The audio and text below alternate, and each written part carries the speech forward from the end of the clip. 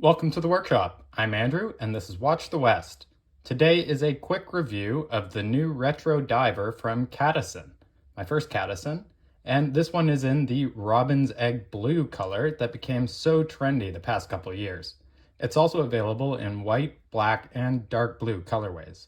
Make no doubt about it, this will be massively popular. It takes a few cues from one of San Martin's most popular watches, at a fraction of the price. The AliExpress end of summer sale is coming up on Monday, actually, and I am seeing prices as low as $90 USD, and even a bit less without the bracelet. Now, with that out of the way, let's get to the watch.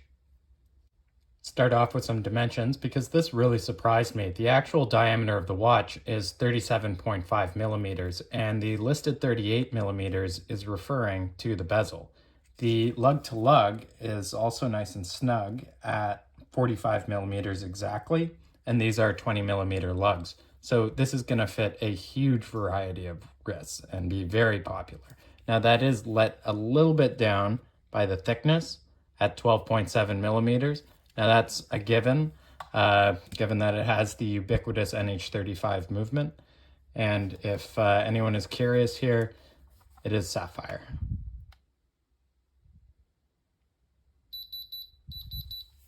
Back on the dial, I like this piece as a way to try that New York City jeweler blue without ponying up for a San Martin. And I also like how, despite the case and the dial, you won't be mistaken for a better known watch. Cadisen got the applied indices right from the very start, and that took San Martin until version 3. The gunmetal finish to the hands is also really nice. I like that feature because it strikes a nice balance between silver and black. The lume doesn't match, it's a bit creamier on the dial, but it feels like a deliberate choice given that the indices are silver, so no complaints this time.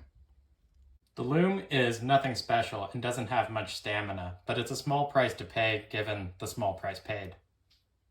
The bezel is a bit of a letdown, so that's a consideration. The insert is ceramic, and I think the best part is this painted scale, which does a good job of matching the dial. The action, oof. It's not San Martin quality, that's for sure. And there is some lateral play here. So you do have nice solid clicks going around, but you don't have the buttery feel that you might associate with a higher end watch. Overall, the bezel is pretty similar to watches at the same price point, and I think if you are willing to spend a little bit more and maybe wait a little bit longer, you'll find these on Amazon and you can just really abuse the return policy there.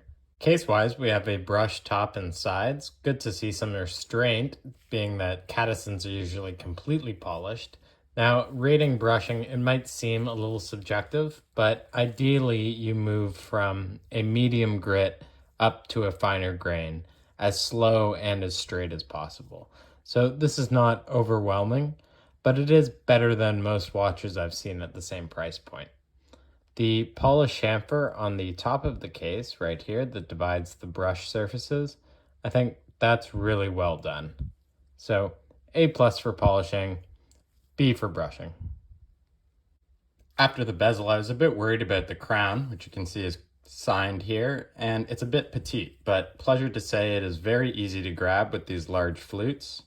The threads are nice and smooth, as is the winding with the Seiko NH35.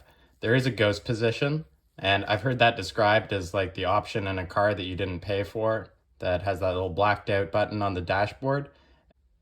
Stated water resistance is 200 meters, and there is a screwed crown and a screwed back. You can see it has some specs on the back, and I wouldn't necessarily take this diving, but it should be fine swimming.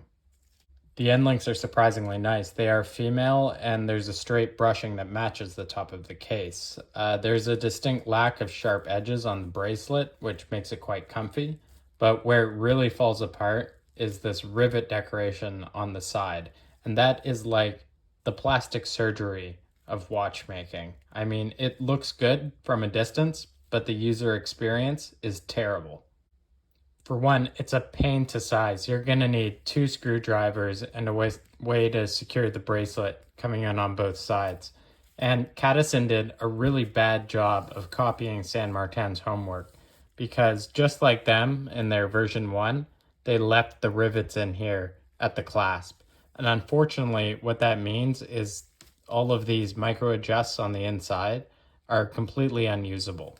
So I can show you this clasp, and it's fairly nicely done, but you're probably going to replace it with a smaller one if you need to do any kind of fine adjustments. My advice for Cadisen: drop the rivets in favor of a standard 3-link bracelet. You did great with the end links, and nothing about these dial choices screams vintage, so you don't need this little flair. Consumers are going to win by saving the $20 and skipping the bracelet.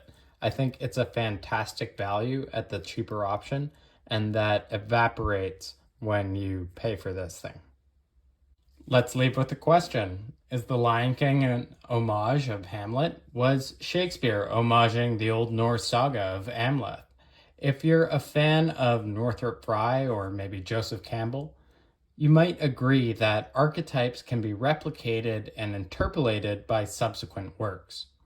Each piece, at the end of the day, has to be judged on its own merits of contributing to the overall body of literature, and in this case, horology. In no particular order, I value creativity, quality, and yes, accessibility. How does your arithmetic break down? Thanks for watching The West. See you next time.